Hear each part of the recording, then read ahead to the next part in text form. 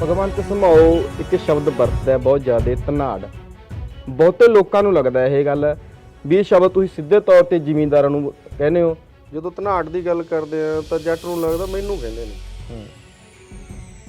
ਅਸੀਂ ਜਦੋਂ ਧਨਾੜ ਦੀ ਗੱਲ ਕਰਦੇ ਆ, ਧਨਾੜ ਕੋਈ ਜਾਤ ਨਾਲ ਨਹੀਂ ਜੁੜਿਆ ਹੋਇਆ।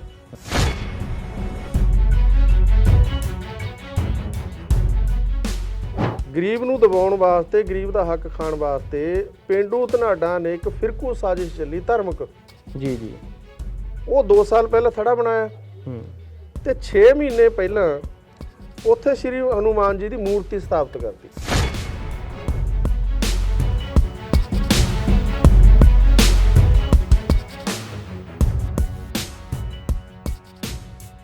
ਸਾਲ ਪਹਿਲਾਂ ਹੀ ਥੜਾ ਬਣਾਇਆ ਲੋਕਾਂ ਨੇ, ਉੱਥੋਂ ਦੇ ਧਨਾੜਾਂ ਨੇ। ਥੜਾ ਵੀ ਇਸ ਕਰਕੇ ਬਣਾਇਆ ਵੀ ਉੱਥੇ ਬੈਠ ਕੇ ਮौज ਮਸਤੀ ਕੀਤੀ ਜਾਵੇ, ਮਸਟੰਡੀ ਕੀਤੀ ਜਾਵੇ, ਰਾਹ ਆਉਂਦੀਆਂ ਜਾਂਦੀਆਂ ਕੁੜੀਆਂ ਧੀਆਂ ਭੈਣਾਂ ਨੂੰ ਤੱਕਿਆ ਜਾਵੇ, ਕਿਉਂਕਿ ਉਸ ਰਸਤੇ ਦੇ ਉੱਤੇ ਵੱਡਾ ਹਿੱਸਾ ਗਰੀਬ ਪਰਿਵਾਰਾਂ ਦੀਆਂ, ਦਲਿਤਾਂ ਦੀਆਂ ਧੀਆਂ ਭੈਣੀਆਂ ਆਉਂਦੀਆਂ ਸੀ।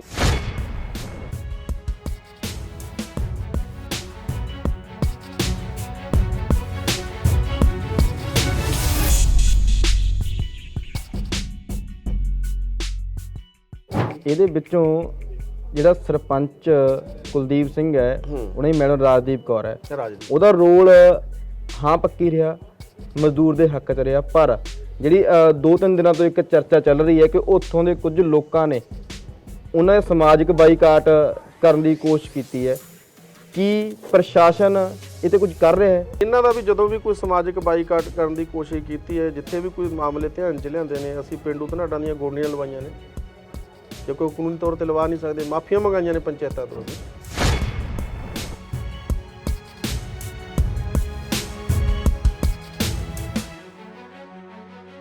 ਪਰ ਕੁਝ ਜਥੇਬੰਦੀਆਂ ਅਜਿਹੀਆਂ ਨੇ ਜਿਹੜੀਆਂ ਅੱਜ ਵੀ ਮਜ਼ਦੂਰ ਵਿਰੋਧੀ ਫੈਸਲਾ ਲੈਂਦੀਆਂ ਨੇ, ਜਿਵੇਂ ਸਿੱਧੂਪੁਰ ਹੈ, ਭਾਰਤੀ ਕਿਸਾਨ ਯੂਨੀਅਨ ਸਿੱਧੂਪੁਰ ਹੈ।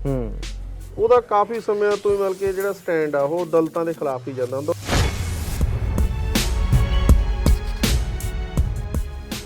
ਕਿਉਂਕਿ ਜਦੋਂ ਮੈਦਾਨ 'ਚ ਉਤਰਨਾ ਤਾਂ ਫਿਰ ਖਾਲੀ ਹੱਥ ਨਹੀਂ ਉਤਰਨਾ। ਅਸੀਂ ਕਿਹਾ ਸੀ ਵੀ ਭਾਈ ਘਰ ਦੇ ਵਿੱਚ ਜਿਹੜਾ ਵੀ ਘਰੇਲੂ ਹਥਿਆਰ ਹੈ, ਤੁਹਾਡੇ ਕੋਲ ਸੋਟੀ ਹੈ, ਕਿਸੇ ਕਿਸਮ ਦਾ ਡੰਡਾ ਕੋਈ ਵੀ ਹੈ, ਉਹ ਆਪਦਾ ਝੰਡੇ 'ਚ ਪਾ ਕੇ ਲੈ ਕੇ ਆਇਓ, ਖਾਲੀ ਹੱਥ ਨਾ ਆਇਓ। ਤਾਂ 4 ਵਜੇ ਤੋਂ ਪਹਿਲਾਂ ਮਜ਼ਦੂਰਾਂ ਨੇ ਫਿਰ ਪ੍ਰਸ਼ਾਸਨ ਦੀ ਹਾਜ਼ਰੀ ਦੇ ਵਿੱਚ ਆਪਦੀ ਤਾਕਤ ਨਾਲ ਉਹ ਰਸਤਾ ਖੁਲਾ ਕੇ ਮੇਵਾ ਸਿੰਘ ਨੂੰ ਹੱਕ ਦਿਵਾਇਆ।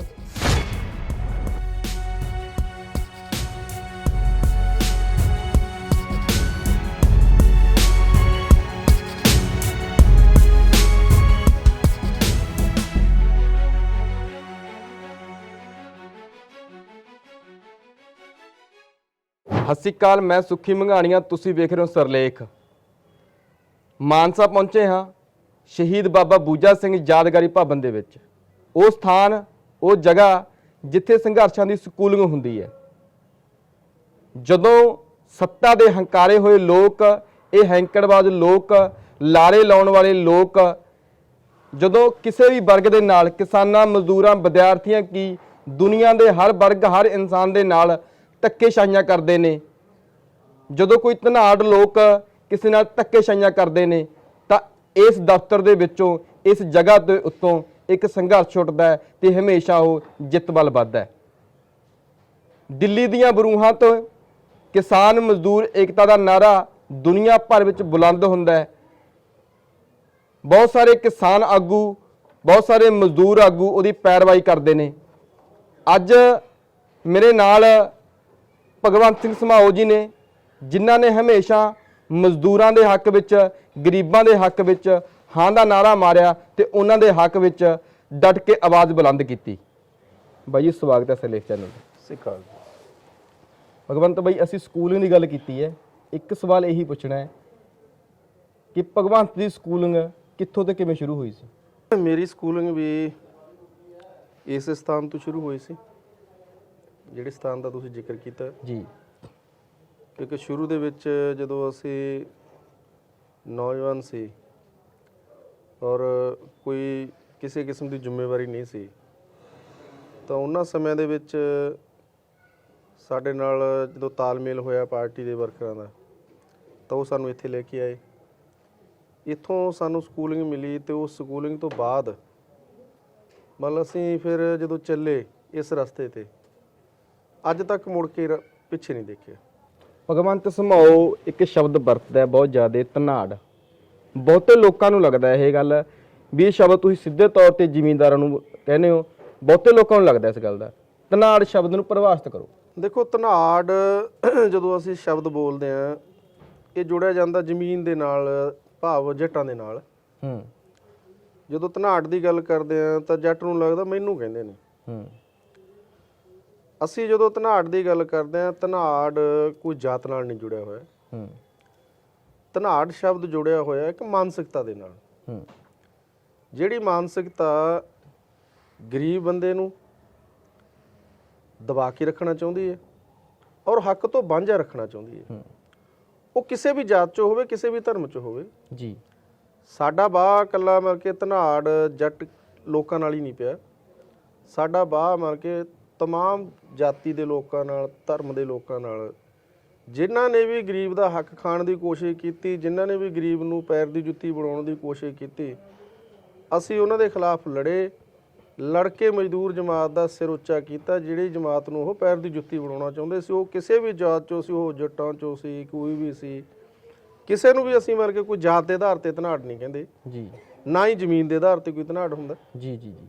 ਹੁਣ ਇੱਥੇ ਜੇ ਅਸੀਂ ਦਲਿਤਾਂ ਦੀ ਗੱਲ ਕਰਦੇ ਹਾਂ ਤਾਂ ਕਈ ਸਾਨੂੰ ਇਸ ਕਿਸਮ ਦੇ ਮਿਲੇ ਨੇ ਮਤਲਬ ਕਿ ਜਿਹੜੇ ਦਲਿਤ ਸਮਾਜ ਦੇ ਵਿੱਚੋਂ ਨੇ, ਪਰ ਉਹ ਉੱਪਰ ਉੱਠੇ ਹੋਏ ਨੇ, ਪੈਸੇ ਵਾਲੇ ਨੇ ਜੀ। ਜਦੋਂ ਉਹਨਾਂ ਨੇ ਵੀ ਹੱਕ ਖਾਧੇ ਗਰੀਬ ਦੇ ਦੱਬੇ, ਅਸੀਂ ਉਹਨਾਂ ਦੇ ਖਿਲਾਫ ਵੀ ਡਟ ਕੇ ਲੜੇ ਜੀ। ਇਸ ਲਈ ਧਨਾੜ ਕੋਈ ਜਾਤ ਆਧਾਰਿਤ ਧਨਾੜ ਨਹੀਂ ਹੈਗਾ ਜੀ। ਉਹ ਲੋਕਾਂ ਨੂੰ ਸਮਝਣ ਦੀ ਲੋੜ ਹੈ ਕਹਿੰਦੇ। ਹਾਂ, ਜਦੋਂ ਅਸੀਂ ਕਿਸਾਨ ਮਜ਼ਦੂਰ ਏਕਤਾ ਦੀ ਗੱਲ ਕਰਦੇ ਹਾਂ, ਅਫਸੋਸ ਹੋਇਆ ਕਿ ਮੌਜੋ ਕਲਾਂ ਦੀ ਤਾਜ਼ੀ ਉਦਾਹਰਨ ਹੈ ਜਿਹੜਾ ਤੁਸੀਂ ਹੁਣੇ ਉੱਥੋਂ ਦੇ ਇੱਕ ਸੰਘਰਸ਼ ਦੇ ਹੀਰੋ ਬਣ ਕੇ ਨਿਕਲੇ ਹੋ। ਉਸ ਸੰਘਰਸ਼ ਤੁਸੀਂ ਪੈਰਵਾਈ ਕੀਤੀ। ਇਹ ਮੁੱਦਾ ਤੁਹਾਡੇ ਕੋਲ ਪਹਿਲਾਂ ਨਹੀਂ ਆਇਆ ਸੀਗਾ, ਕਿਉਂਕਿ ਇਹ ਸੁਣਨ 'ਚ ਆਇਆ ਵੀ ਉਹ ਜਿਹੜਾ ਪੀੜ੍ਹੀਆਂ ਦਾ ਮਸਲਾ ਹੋ ਗਿਆ।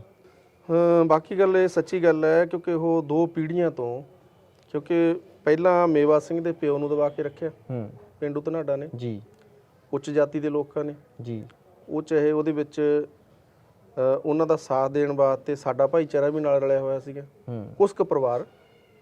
ਕਿਉਂਕਿ ਮੇਵਾ ਸਿੰਘ ਦੇ ਪਿਓ ਦੀ ਮੌਤ ਹੋਣ ਤੋਂ ਬਾਅਦ 15-16 ਸਾਲ ਬਾਅਦ ਦੀ ਗੱਲ ਹੈ ਇਹ, ਫਿਰ ਮੇਵਾ ਸਿੰਘ ਨੇ ਜਦੋਂ ਕੋਸ਼ਿਸ਼ ਕੀਤੀ ਵੀ ਮੈਂ ਰਸਤਾ ਖੋਲ੍ਹਣਾ, ਜੋ ਵਿਵਹਾਰ ਮੇਵਾ ਸਿੰਘ ਦੇ ਪਿਓ ਨਾਲ ਕਰਦੇ ਸੀ ਉੱਥੋਂ ਦੇ ਧਨਾੜ, ਸੇਮ ਹੀ ਧਮਕੀਆਂ। ਕਿਉਂਕਿ ਮੇਵਾ ਸਿੰਘ ਦੇ ਵੀ 2 ਭੈਣਾਂ ਨੇ, ਉਹਦੇ ਪਿਓ ਦੇ 2 ਕੁੜੀਆਂ ਸੀ।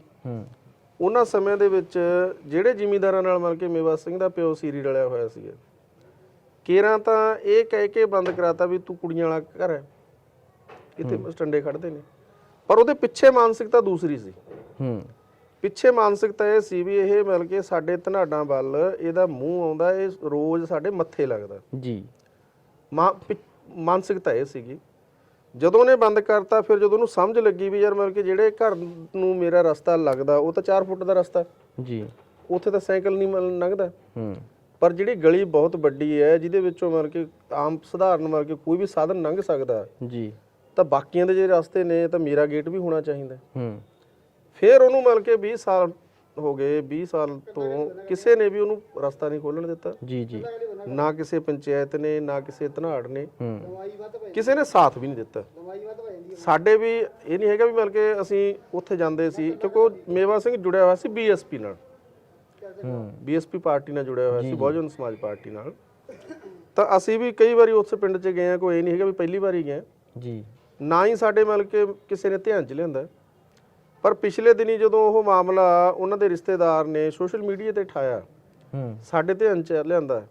ਸਾਡੇ ਉੱਥੇ ਵਰਕਰਾਂ ਨੇ ਉਹਨਾਂ ਨਾਲ ਤਾਲਮੇਲ ਕਰਕੇ ਫਿਰ ਮਤਲਬ ਕਿ ਉਹ ਦਫ਼ਤਰ ਲੈ ਕੇ ਆਏ ਇਸੇ ਸਥਾਨ ਤੇ ਜਿਹਨੂੰ ਤੁਸੀਂ ਸਕੂਲਿੰਗਾਂ ਦਾ ਸੰਘਰਸ਼ਾਂ ਦਾ ਸਥਾਨ ਕਿਹਾ ਗਿਆ।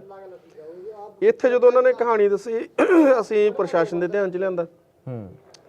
ਪ੍ਰਸ਼ਾਸਨ ਦੇ ਧਿਆਨ 'ਚ ਲਿਆ ਕੇ ਅਸੀਂ SC/ST ਕਮਿਸ਼ਨ ਨੂੰ ਵੀ ਧਿਆਨ 'ਚ ਲਿਆਂਦਾ, ਸਰਕਾਰ ਤੱਕ ਉਹਦੀ ਅਪੀਲ ਕੀਤੀ ਜੀ। ਕਈ ਵਾਰੀ ਅਸੀਂ ਪ੍ਰਸ਼ਾਸਨ ਨੂੰ ਮਿਲੇ, ਪ੍ਰਸ਼ਾਸਨ ਨੇ ਵਾਅਦਾ ਕੀਤਾ ਸਾਡੇ ਨਾਲ ਵੀ ਮਤਲਬ ਕਿ ਠੀਕ ਹੈ ਇਹਦਾ ਇਨਸਾਫ ਮਿਲੂਗਾ, ਕਿਉਂਕਿ ਸਰਕਾਰੀ ਗਲੀ ਹੈ, ਸਰਕਾਰੀ ਰਸਤਾ, ਕਿਸੇ ਨੂੰ ਕੋਈ ਇਤਰਾਜ਼ ਨਹੀਂ ਹੋ ਸਕਦਾ। ਮਤਲਬ ਪ੍ਰਸ਼ਾਸਨ ਨੇ ਜਦੋਂ ਵਿਸ਼ਵਾਸ ਦਿਵਾਉਣ ਤੋਂ ਬਾਅਦ ਵੀ ਕੋਈ ਕਾਰਵਾਈ ਨਾ ਕੀਤੀ, ਤਾਂ ਅਸੀਂ ਜਦੋਂ ਇਹ ਸਾਰੇ ਤੱਥ ਪ੍ਰਸ਼ਾਸਨ ਦੇ ਧਿਆਨ 'ਚ ਲਿਆਂਦੇ, ਕਹਿੰਦੇ ਜੇ ਉੱਥੇ ਥੜਾ ਬਣਿਆ ਹੋਇਆ ਜੀ, ਥੜੇ ਦੇ ਬਾਰੇ ਜਦੋਂ ਅਸੀਂ ਜਾਣਕਾਰੀ ਲਈ ਤਾਂ 2 ਸਾਲ ਪਹਿਲਾਂ ਹੀ ਥੜਾ ਬਣਾਇਆ ਲੋਕਾਂ ਨੇ, ਉੱਥੋਂ ਦੇ ਧਨਾਡਾਂ ਨੇ। ਥੜਾ ਵੀ ਇਸ ਕਰਕੇ ਬਣਾਇਆ ਵੀ ਉੱਥੇ ਬੈਠ ਕੇ ਮौज ਮਸਤੀ ਕੀਤੀ ਜਾਵੇ, ਮਸਟੰਡੀ ਕੀਤੀ ਜਾਵੇ, ਰਾਹ ਆਉਂਦੀਆਂ ਜਾਂਦੀਆਂ ਕੁੜੀਆਂ ਧੀਆਂ ਭੈਣਾਂ ਨੂੰ ਤੱਕਿਆ ਜਾਵੇ, ਕਿਉਂਕਿ ਉਸ ਰਸਤੇ ਦੇ ਉੱਤੇ ਵੱਡਾ ਹਿੱਸਾ ਗਰੀਬ ਪਰਿਵਾਰਾਂ ਦੀਆਂ, ਦਲਿਤਾਂ ਦੀਆਂ ਧੀਆਂ ਭੈਣੀਆਂ ਆਉਂਦੀਆਂ ਸੀਗੀਆਂ। ਠੀਕ ਆ, ਉਹ ਰਸਤਾ ਆਮ ਸੀਗਾ, ਉਹਦੇ ਵਿੱਚ ਆਮ ਵੀ ਲੋਕ ਵੀ ਜਾਂਦੇ ਨੇ, ਤੇ ਜ਼ਿਆਦਾਤਰ ਮਿਲ ਕੇ ਉੱਥੇ ਪਰਿਵਾਰ ਮਿਲ ਕੇ ਦਲਿਤ ਪਰਿਵਾਰਾਂ ਦੀ ਔਰਤਾਂ ਜਾਂਦੀਆਂ ਸੀ। ਔਰ ਇੱਕ ਸਾਜ਼ਿਸ਼ ਜਿਹੜੀ ਮਿਲ ਕੇ ਤੁਸੀਂ ਦੇਖੋਗੇ, ਅੱਜ ਜੇ ਫਿਰਕੂ ਸਾਜ਼ਿਸ਼ਾਂ ਜਾਂ ਫਿਰਕਾ ਪ੍ਰਸਤੀ ਦੀਆਂ ਮਿਲ ਕੇ ਚਾਲਾਂ ਕੱਲੇ ਮੋਦੀ ਆਰਐਸਐਸ ਨਹੀਂ ਚੱਲ ਰਿਹਾ। ਗਰੀਬ ਨੂੰ ਦਬਾਉਣ ਵਾਸਤੇ, ਗਰੀਬ ਦਾ ਹੱਕ ਖਾਣ ਵਾਸਤੇ ਪੇਂਡੂ ਧਨਾਡਾਂ ਨੇ ਇੱਕ ਫਿਰਕੂ ਸਾਜ਼ਿਸ਼ ਚੱਲੀ ਧਾਰਮਿਕ। ਜੀ ਉਹ 2 ਸਾਲ ਪਹਿਲਾਂ ਥੜਾ ਬਣਾਇਆ ਤੇ 6 ਮਹੀਨੇ ਪਹਿਲਾਂ ਉੱਥੇ ਸ਼੍ਰੀ ਹਨੂਮਾਨ ਜੀ ਦੀ ਮੂਰਤੀ ਸਥਾਪਿਤ ਕਰਤੀ। ਕੋਈ ਮੰਦਿਰ ਦਾ ਪੁਜਾਰੀ ਨਹੀਂ, ਕੋਈ ਉੱਥੇ ਹਿੰਦੂ ਪਰਿਵਾਰ ਨਹੀਂ, ਕੋਈ ਕਿਸੇ ਕਿਸਮ ਦਾ ਹਨੂਮਾਨ ਜੀ ਨੂੰ ਪੂਜਣ ਵਾਲੇ ਲੋਕ ਨਹੀਂ ਹੈਗੇ। ਇਹ ਸਾਜ਼ਿਸ਼ ਦੇ ਤਹਿਤ ਵੀ ਜੇ ਇਹ ਮੇਵਾ ਸਿੰਘ ਨੇ ਇੱਥੇ ਕੋਈ ਹਿਲਜੁਲ ਕਰਨ ਦੀ ਕੋਸ਼ਿਸ਼ ਕੀਤੀ ਤਾਂ ਮੂਰਤੀ ਨੂੰ ਤਾਂ ਹਿਲਾਊਗਾ ਹੀ ਹਿਲਾਊਗਾ, ਹੱਥ ਪਾਊਗਾ ਹੀ ਪਾਊਗਾ। ਤਾਂ ਇਹਦੇ ਉੱਤੇ ਹਿੰਦੂ ਧਾਰਮਿਕ ਭਾਵਨਾ ਨੂੰ ਭੜਕਾਉਣ ਦਾ ਦੋਸ਼ ਲਾ ਕੇ ਇਹਦੇ ਉੱਤੇ ਪਰਚਾ ਦਰਜ ਕਰਾ ਦਾਂਗੇ। ਇਹ ਡਰਾਬਾ ਦਿੱਤਾ ਉਹਨੂੰ।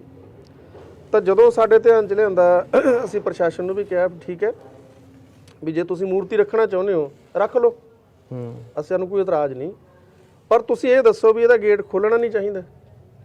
ਪੰਚਾਇਤ ਨੂੰ ਬੇਨਤੀ ਕੀਤੀ ਤਾਂ ਪੰਚਾਇਤ ਨੇ ਲਿਖ ਕੇ ਨਾਲ ਦੀ ਨਾਲ ਹੀ ਦੇਤਾ, ਸਰਪੰਚ ਸਾਹਿਬ ਨੇ, ਹਾਲਾਂਕਿ ਉੱਥੋਂ ਦੇ ਜਨਰਲ ਸਰਪੰਚ ਨੇ, ਨਾਲ ਦੀ ਨਾਲ ਉਹਨਾਂ ਨੇ ਲਿਖ ਕੇ ਦਿੱਤਾ। ਤਾਂ 18 ਤਰੀਕ ਨੂੰ ਅਸੀਂ ਧਰਨਾ ਲਾਉਣਾ ਸੀਗਾ ਜੀ ਇਸ ਬਾਬਤ। ਜਿਹੜੀ ਤੁਸੀਂ ਕਹਿੰਦੇ ਹੋ ਵੀ ਮਤਲਬ ਕਿ ਦਿੱਲੀ ਦੇ ਵਿੱਚ ਕਿਸਾਨ ਮਜ਼ਦੂਰ ਏਕਤਾ ਦਾ ਨਾਅਰਾ ਲੱਗਿਆ, ਉਹ ਨਾਅਰਾ ਸਿਰਫ ਸੰਘਰਸ਼ ਤੱਕ ਹੀ ਸੀਮਿਤ ਰਿਹਾ। ਅਸੀਂ ਬੇਨਤੀ ਕਰਦੇ ਰਹੇ ਇਕੱਠਾਂ 'ਚ ਜਾ ਕੇ ਵੀ ਜੇ ਸੱਚੀ ਮੁੱਚੀ ਏਕਤਾ ਚਾਹੁੰਦੇ ਤੁਸੀਂ, ਮਜ਼ਦੂਰ ਕਿਸਾਨ ਏਕਤਾ, ਇਹਨੂੰ ਸਮਾਜਿਕ ਏਕਤਾ ਦੇ ਰੂਪ ਦੇ ਵਿੱਚ ਪਹਿਲਾਂ ਤਾਂ ਸਵੀਕਾਰ ਕਰੋ। ਇਕੱਲਾ ਇੱਥੇ ਧਰਨਿਆਂ 'ਚ ਨਹੀਂ, ਪਿੰਡਾਂ 'ਚ ਵੀ ਜਦੋਂ ਮਤਲਬ ਕਿ ਮਜ਼ਦੂਰਾਂ ਦੇ ਮਸਲੇ ਆਉਂਦੇ ਨੇ ਉਦੋਂ ਵੀ ਕਿਸਾਨ ਯੂਨੀਅਨ ਆ ਮਜ਼ਦੂਰਾਂ ਦੇ ਹੱਕ 'ਚ ਖੜਨ। ਹਾਲਾਂਕਿ ਇਸ ਅੰਦੋਲਨ ਤੋਂ ਬਾਅਦ ਪਹਿਲਾਂ ਤੋਂ ਕੁਝ ਫਰਕ ਪਿਆ ਉਸ ਜਥੇਬੰਦੀਆਂ 'ਚ, ਕੁਝ ਕਿਸਾਨ ਆਗੂਆਂ ਦੇ ਵਿੱਚ, ਉਹਨਾਂ ਦੇ ਬੋਲ ਚਾਲ ਦੇ ਵਿੱਚ, ਉਹਨਾਂ ਦੇ ਮਤਲਬ ਕਿ ਵਿਵਹਾਰ ਦੇ ਵਿੱਚ।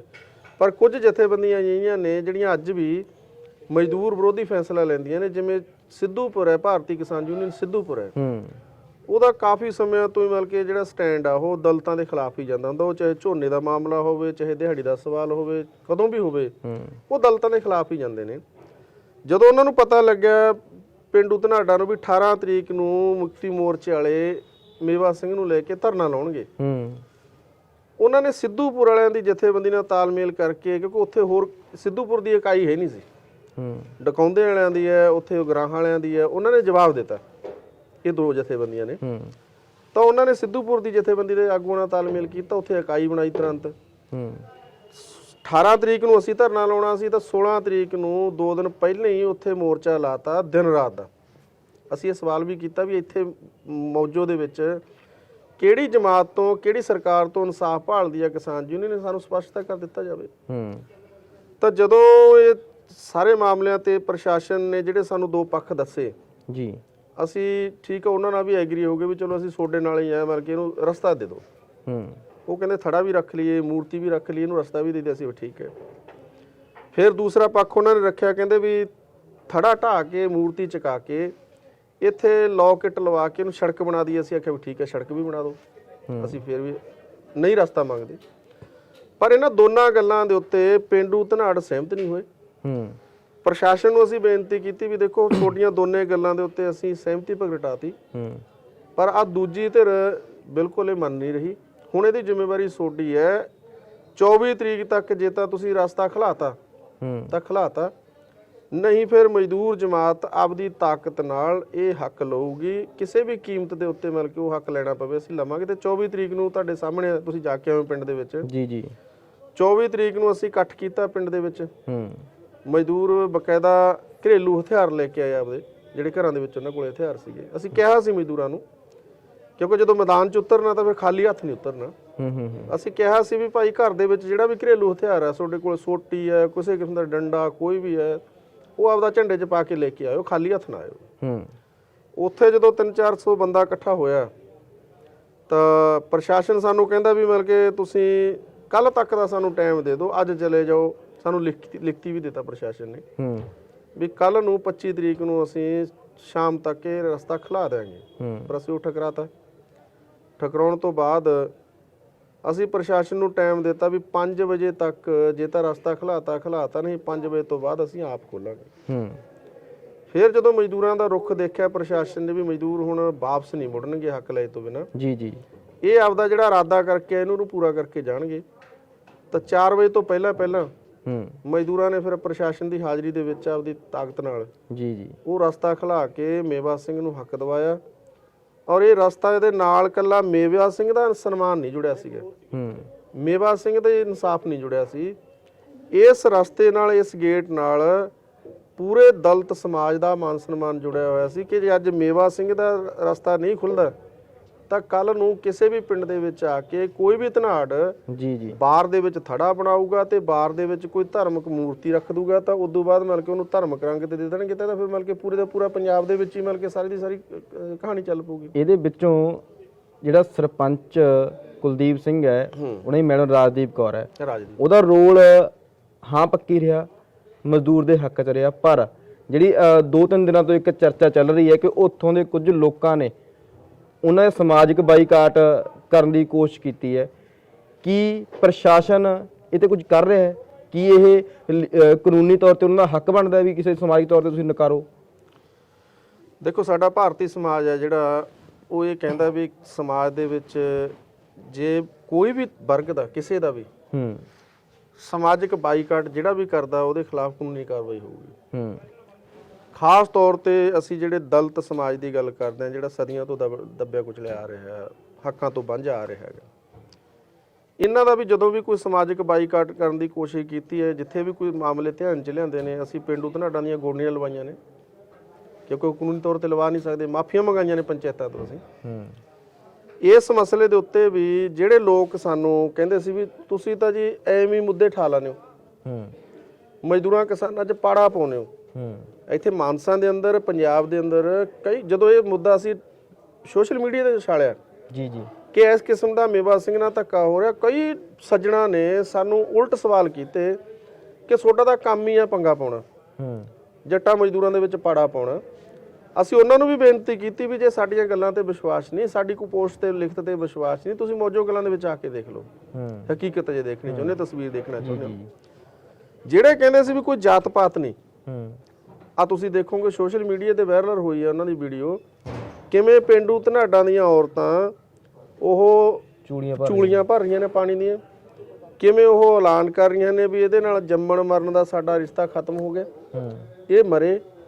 ਤਾਂ ਅੱਜ ਜੇ ਉਹ ਚੂੜੀਆਂ ਭਰ ਰਹੀਆਂ ਨੇ, ਉਹਦੇ ਜੰਮਣ ਮਰਨ ਦਾ ਰਿਸ਼ਤਾ ਖਤਮ ਕਰ ਰਹੇ ਨੇ ਪਰਿਵਾਰ, ਤਾਂ ਕੱਲ ਨੂੰ ਉਹ ਸਰਪੰਚ ਨੂੰ ਕੋਈ ਜਾਨੀ ਨੁਕਸਾਨ ਵੀ ਪਹੁੰਚਾ ਸਕਦੇ ਨੇ, ਮੇਵਾ ਸਿੰਘ ਨੂੰ ਵੀ ਜਾਨੀ ਨੁਕਸਾਨ ਪਹੁੰਚਾ ਸਕਦੇ ਨੇ। ਅਸੀਂ ਮਜ਼ਦੂਰ ਮੁਕਤੀ ਮੋਰਚੇ ਵੱਲੋਂ ਪ੍ਰਸ਼ਾਸਨ ਨੂੰ ਬੇਨਤੀ ਕੀਤੀ ਹੈ ਕਿ ਇਹਨਾਂ ਦੇ ਖਿਲਾਫ ਕਾਨੂੰਨੀ ਕਾਰਵਾਈ ਹੋਣੀ ਚਾਹੀਦੀ ਹੈ।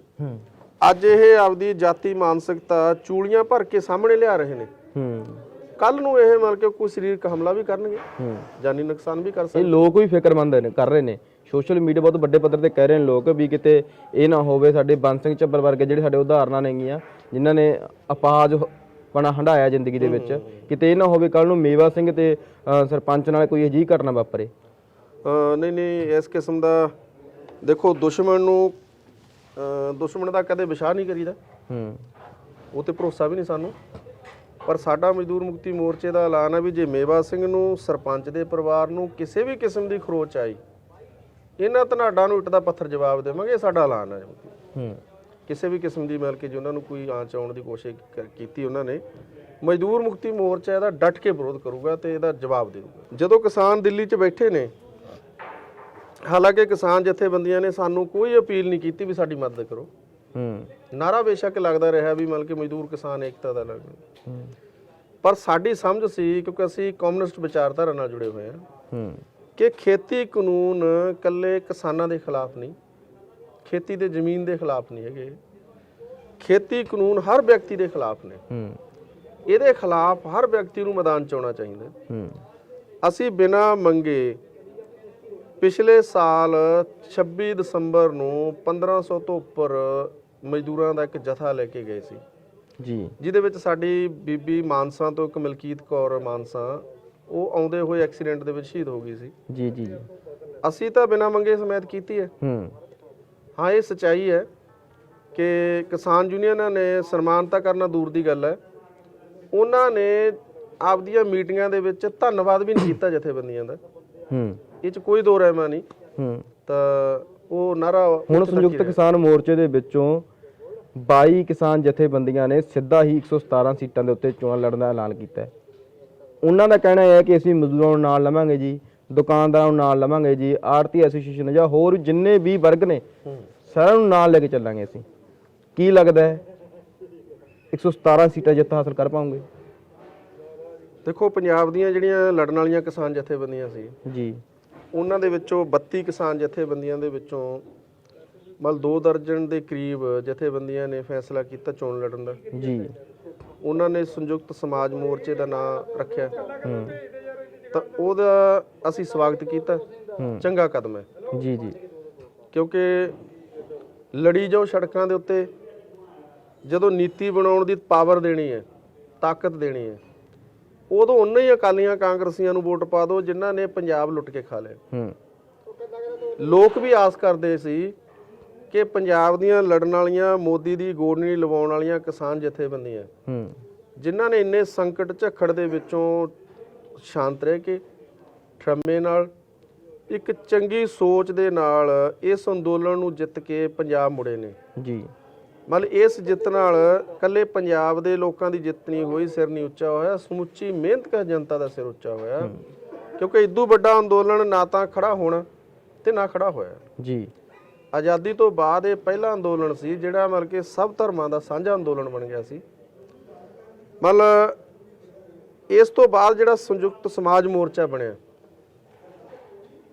ਜੇ ਇਹ ਸਮਾਜ ਮੋਰਚਾ ਕਿਸਾਨ ਜਥੇਬੰਦੀਆਂ ਦਾ ਬਾਕੀ ਸਮਾਜ ਮੋਰਚਾ ਬਣ ਜੇ, ਅਸੀਂ ਇਹਦਾ ਸਵਾਗਤ ਕਰਾਂਗੇ ਮਜ਼ਦੂਰ ਮੁਕਤੀ ਮੋਰਚੇ ਵੱਲੋਂ। ਕਿਉਂਕਿ ਹਜੇ ਤੱਕ ਤਾਂ ਉਹਦੇ ਵਿੱਚ ਜਿਹੜੀਆਂ 24 ਜਾਂ 22 ਕਿਸਾਨ ਜਥੇਬੰਦੀਆਂ ਨੇ, ਠੀਕ ਆ, ਉਹਨਾਂ ਨੇ ਕਿਹਾ ਜ਼ਰੂਰ ਹੈ ਵੀ ਅਸੀਂ ਮਜ਼ਦੂਰਾਂ ਦੀਆਂ ਜਥੇਬੰਦੀਆਂ ਨੂੰ, ਹੋਰ ਧਿਰਾਂ ਨੂੰ ਨਾਲ ਲਵਾਂਗੇ। ਮਤਲਬ ਚੰਗੀ ਗੱਲ ਹੈ ਜੇ ਲੈਣਗੇ ਤਾਂ ਜੋ ਉਹ ਸੰਯੁਕਤ ਸਮਾਜ ਮੋਰਚਾ ਬਣੂਗਾ। ਨਹੀਂ ਤਾਂ ਫਿਰ ਜੇ ਇਕੱਲੀਆਂ ਕਿਸਾਨ ਜਥੇਬੰਦੀਆਂ ਰਹਿਣਗੀਆਂ ਤਾਂ ਫਿਰ ਤਾਂ ਇਕੱਲਾ ਕਿਸਾਨਾਂ ਦਾ ਹੀ ਮੋਰਚਾ ਰਹੂਗਾ, ਉਹ ਸਮਾਜ ਮੋਰਚਾ ਨਹੀਂ ਹੋਊਗਾ। ਤਾਂ ਸਾਡੀ ਮੰਗ ਹੈ ਵੀ ਮਤਲਬ ਕਿ ਕਿਸੇ ਸਿਆਸੀ ਧਿਰ ਕਿੰਨੀ ਜਾਣ ਦੀ ਥਾਂ ਜੇ ਮੋਰਚਾ ਆਪਣੇ ਤੌਰ ਤੇ, ਆਪਣੇ ਬਲਬੂਤੇ ਤੇ ਜਿਵੇਂ ਅੰਦੋਲਨ ਜਿੱਤਿਆ, ਐਸੇ ਢੰਗ ਨਾਲ ਪੰਜਾਬ ਦੀ ਸੱਤਾ ਦੇ ਉੱਤੇ ਕਾਬਜ ਹੋਣ ਲਈ, ਕਿਉਂਕਿ ਅੱਜ ਜ਼ਰੂਰੀ ਹੈ। ਦੇਖੋ, ਪੰਜਾਬ ਦੇ ਅੰਦਰ ਅਕਾਲੀਆਂ ਕਾਂਗਰਸੀਆਂ ਦੇ ਜਿਹੜੇ ਪਰਿਵਾਰ ਨੇ, ਲੰਬਾ ਸਮਾਂ ਬਾਦਲਾਂ ਨੇ ਰਾਜ ਕੀਤਾ ਜੀ, ਮਤਲਬ ਉਦੋਂ ਬਾਅਦ 2 ਟਰਮਾਂ ਫਿਰ ਕੈਪਟਨ ਨੇ ਰਾਜ ਕੀਤਾ, ਇੱਕ ਪਰਿਵਾਰ ਨੇ ਰਾਜੇ ਨੇ, ਪਟਿਆਲੇ ਦੇ ਨੇ। ਇਹਨਾਂ ਅਕਾਲੀ ਕਾਂਗਰਸੀ ਪਰਿਵਾਰਾਂ ਨੇ ਪੰਜਾਬ ਨੂੰ ਲੁੱਟ ਕੇ ਆਪਦੀਆਂ ਜਾਇਦਾਦਾਂ ਤਾਂ ਜ਼ਮੀਨਾਂ ਵਿਦੇਸ਼ਾਂ 'ਚ ਬਣਾ ਲਈਆਂ। ਪੰਜਾਬ ਦੇ ਹਰ ਬੱਚੇ ਸਿਰ ਕਰਜ਼ਾ ਚਾੜਤਾ। ਅੱਜ ਗਰੀਬ ਔਰਤਾਂ ਦੇ ਸਿਰ ਜਿਹੜਾ ਕਰਜ਼ਾ ਉਹ ਬਾਲ-ਬਾਲ ਬਿੰਨਿਆ ਪਿਆ। ਜੀ ਜੀ, ਮਤਲਬ ਹਰ ਔਰਤ ਦੇ ਸਿਰ 4-4 5-5 ਕੰਪਨੀਆਂ ਦਾ ਕਰਜ਼ਾ। ਜ਼ਮੀਨਾਂ 'ਚੋਂ ਤਾਂ ਕੰਪਨੀਆਂ ਰੋਕ ਲੀਆਂ। ਜੀ ਜੀ, ਪਰ ਜਿਹੜੀਆਂ ਗਰੀਬਾਂ ਦੇ ਪਰਿਵਾਰਾਂ ਦੇ ਘਰਾਂ ਦੇ ਵਿੱਚ ਔਰਤਾਂ ਨੂੰ ਕਰਜ਼ ਦੇ ਕੇ, ਔਰਤਾਂ ਨੂੰ ਕਰਜ਼ਾਈ ਕਰਕੇ ਗੁਲਾਮ ਬਣਾਇਆ ਹੋਇਆ ਕੰਪਨੀਆਂ ਨੇ, ਉਹਨਾਂ ਨੂੰ ਵੀ ਮਤਲਬ ਕਿ ਆਜ਼ਾਦ ਕਰਾਉਣ ਦੀ ਲੋੜ ਆ, ਉਹ ਕੰਪਨੀਆਂ ਨੂੰ ਕੱਢਣ ਦੀ ਲੋੜ ਹੈ। ਜੇ ਇਸ ਕਿਸਮ ਦੀ ਰਾਜਨੀਤੀ ਦੇ ਵਿੱਚ ਕੋਈ ਧਿਰ ਆਉਂਦੀ ਹੈ, ਅਸੀਂ ਮਜ਼ਦੂਰ ਮੁਕਤੀ ਮੋਰਚੇ ਵੱਲੋਂ ਉਹਦਾ ਸਵਾਗਤ ਕਰਾਂਗੇ, ਹਮਾਇਤ ਵੀ ਕਰਾਂਗੇ। ਅਸੀਂ ਚਾਹਾਂਗੇ ਵੀ ਮਤਲਬ ਕਿ ਵੀ ਜੇ ਇਹ ਸੰਯੁਕਤ ਸਮਾਜ ਮੋਰਚਾ ਬਣਿਆ, ਉਹਦੇ ਵਿੱਚ ਸਾਰੇ ਧਰਮਾਂ ਦੇ, ਸਾਰੇ ਮਤਲਬ ਕਿ ਵਰਗਾਂ ਦੇ ਲੋਕਾਂ ਨੂੰ ਸ਼ਾਮਲ ਕੀਤਾ ਜਾਵੇ। ਉਹ ਚਾਹੇ ਹਿੰਦੂ ਸਮਾਜ ਨਾਲ ਸੰਬੰਧ ਰੱਖਦੇ ਨੇ, ਚਾਹੇ ਦਲਿਤ ਸਮਾਜ ਨਾਲ ਸੰਬੰਧ ਰੱਖਦੇ ਨੇ, ਉਹ ਕਿਸੇ ਕੈਟਾਗਰੀ ਨਾਲ ਨੇ, ਹਰ ਇੱਕ ਨੂੰ ਮਤਲਬ ਕਿ ਮਾਨਤਾ ਦੇਣੀ ਚਾਹੀਦੀ ਜੇ ਸੱਚੀ ਵਿੱਚ ਸੰਯੁਕਤ ਸਮਾਜ ਮੋਰਚਾ ਬਣਾਉਣਾ। ਆਮ ਤੌਰ ਤੇ ਜਥੇਬੰਦੀਆਂ, ਯੂਨੀਅਨਾਂ, ਸੰਘਰਸ਼ ਲੋਕਾਂ ਦੇ 100 ਰੁਪਏ ਨਾਲ ਦਿੱਤੇ ਹੋਏ ਫੰਡ ਨਾਲ ਚੱਲਦੀਆਂ ਨੇ। ਜਦੋਂ ਅਸੀਂ ਰਾਜਨੀਤੀ 'ਚ ਆਉਣ ਦੀ ਗੱਲ ਕਰਦੇ ਹਾਂ ਤਾਂ ਇੱਕ ਪਾਸੇ ਖਾਸ ਕਰਕੇ ਜਦੋਂ ਭਾਜਪਾ ਦੀ ਗੱਲ ਚੱਲਦੀ ਹੈ, ਹੁਣ ਕਰੋੜਾਂ ਰੁਪਏ, ਅਰਬਾਂ ਰੁਪਏ ਹਰ ਸੀਟ ਤੇ ਲਾਉਣ ਦੀ ਤਿਆਰੀ ਚੱਲ ਰਹੀ ਹੈ। ਸਾਰੀਆਂ ਪਾਰਟੀਆਂ ਨੇ ਕਮਰ ਕਸ ਲਏ ਨੇ ਕਿ 2022 ਦੇ ਵਿੱਚ ਕੁਝ ਵੀ ਹੋ ਜੇ, ਅਸੀਂ ਆਪ ਸੱਤਾ 'ਚ ਆਉਣਾ ਹੈ। ਜਦੋਂ ਅਸੀਂ ਸਾਡੀਆਂ ਹਮਾਇਤੀ ਸੰਘਰਸ਼ੀਲ ਜਥੇਬੰਦੀਆਂ ਦੀ ਗੱਲ ਕਰਦੇ ਹਾਂ, ਇੰਨਾ ਪੈਸਾ, ਫਿਰ ਇੱਕ ਸਵਾਲ ਇਹ ਉੱਠਦਾ ਹੈ ਕਿਤੇ ਇਹ ਪੈਸਾ ਦੁਬਾਰੇ ਉਹਨਾਂ ਹੱਥਾਂ ਤੋਂ ਤਾਂ ਨਹੀਂ ਆਊਗਾ ਜਿੰਨਾ ਹੱਥਾਂ 'ਚੋਂ ਉਹਨਾਂ ਕੋਲ ਜਾਂਦਾ ਹੈ। ਦੇਖੋ, ਇੱਕ ਇਹ ਸਵਾਲ ਹੈਗਾ ਕਿ ਚੋਣਾਂ ਲੜਨ ਵਾਸਤੇ ਜਿੰਨੀਆਂ ਮਹਿੰਗੀ ਅੱਜ ਇਹਨਾਂ ਨੇ ਇਲੈਕਸ਼ਨ ਕਰਤੀ, ਆਮ ਬੰਦਾ ਸੁਪਨਾ ਵੀ ਨਹੀਂ ਲੈ ਸਕਦਾ। ਕਿਉਂਕਿ ਰਾਜਨੀਤੀ ਨੂੰ ਇਹਨਾਂ ਘਰਾਣਿਆਂ ਨੇ, ਇਹਨਾਂ ਪਾਰਟੀਆਂ ਨੇ ਕਾਰਪੋਰੇਟ ਕੰਪਨੀਆਂ ਨਾਲ ਮਿਲ ਕੇ ਰਾਜਨੀਤੀ ਨਹੀਂ ਰਹੀ। ਹੁਣ ਰਾਜਨੀਤੀ ਨੂੰ ਵਪਾਰ ਬਣਾਤਾ। ਵਪਾਰ ਦੇ ਤਹਿਤ ਉਹ 5 ਸਾਲਾਂ ਬਾਅਦ ਕਰੋੜਾਂ ਰੁਪਇਆ ਖਰਚਦੇ ਨੇ, ਫਿਰ 5 ਸਾਲ ਕੁਰਸੀ ਤੇ ਬੈਠ ਕੇ ਉਹ ਅਰਬਾਂ ਰੁਪਇਆ ਕਮਾਉਂਦੇ ਨੇ। ਇਹ ਚੱਲ ਰਿਹਾ, ਦੇਖ ਰਹੇ ਹਾਂ ਆਪਾਂ। ਇਸੇ ਕਰਕੇ ਮਤਲਬ ਚਾਹੇ ਦੇਸ਼ ਦਾ ਖਜ਼ਾਨਾ, ਚਾਹੇ ਪੰਜਾਬ ਦਾ ਖਜ਼ਾਨਾ ਅੱਜ ਕਰਜ਼ਾਈ ਹੈ। ਬੱਚਾ ਮਤਲਬ ਕਿ ਕਰਜ਼ਾਈ ਹੈ, ਆਤਮ ਹੱਤਿਆ ਕਰਨ ਦੇ ਰਸਤੇ ਤੇ ਤੁਰਿਆ ਹੋਇਆ ਮਿਹਨਤਕਸ਼ ਬੰਦਾ ਜਿਹੜਾ ਮਤਲਬ ਕਿ ਦਿਨ ਰਾਤ ਦਿਹਾੜੀ ਕਰਕੇ ਰੋਟੀ ਖਾਂਦਾ ਹੈ। ਰਾਜਨੀਤੀ ਨੂੰ ਵਪਾਰ ਬਣਾਤਾ। ਦੇਖੋ, ਇਲੈਕਸ਼ਨਾਂ ਜਿੱਤਣ ਵਾਸਤੇ ਜ਼ਰੂਰੀ ਨਹੀਂ ਪੈਸੇ ਦੀ ਲੋੜ ਹੈ, ਠੀਕ ਹੈ, ਕੁਝ ਸਾਧਨਾਂ ਦੀ ਲੋੜ ਹੈ, ਉਹ ਪੈਸੇ ਤੋਂ ਬਿਨਾਂ ਨਹੀਂ ਹੈਗੇ। ਪਰ ਇਹ ਜਿਹੜਾ ਪੈਸਾ ਸਿੱਟਦੇ ਨੇ, ਅੱਗੇ ਤੁਸੀਂ ਦੇਖੋਗੇ ਇਲੈਕਸ਼ਨਾਂ 2-2 ਮਹੀਨੇ ਚੱਲਦੀਆਂ ਕੰਪੇਨਾਂ, ਪਰ ਇਹਨਾਂ ਨੇ ਪੈਸੇ ਦੇ ਜ਼ੋਰ ਤੇ ਸੱਤਾ ਹਾਸਲ ਕਰਨ ਵਾਸਤੇ ਇਲੈਕਸ਼ਨ ਦਾ ਸਮਾਂ ਮਤਲਬ ਕਿ ਸੀਮਿਤ ਕਰਕੇ ਸਾਰਾ 12 ਦਿਨ ਕਰਤਾ। ਚੋਣ ਜ਼ਾਬਤੇ ਤੋਂ ਬਾਅਦ ਜਦੋਂ ਨੋਮੀਨੇਸ਼ਨ ਹੋ ਜਾਂਦੀ ਹੈ, ਸਾਰੇ 12-13 ਦਿਨ ਹੁੰਦੇ ਨੇ ਪ੍ਰਚਾਰ ਦੇ। ਪੈਸੇ ਵਾਲਾ ਪ੍ਰਚਾਰ ਕਰ ਜਾਂਦਾ ਜੀ, ਬਿਨਾਂ ਪੈਸੇ ਵਾਲਾ ਰਹਿ ਜਾਂਦਾ। ਪਰ ਪੈਸੇ ਦੀ ਵੀ ਲੋੜ ਨਹੀਂ, ਮਤਲਬ ਔਰ ਅਗਲੀ ਗੱਲ, ਪੈਸਾ ਆਊਗਾ ਵੀ। ਜਿਵੇਂ ਇਸ ਅੰਦੋਲਨ ਦੇ ਵਿੱਚ ਹਰ ਲੋਕਾਂ ਨੇ ਸਾਥ ਦਿੱਤਾ।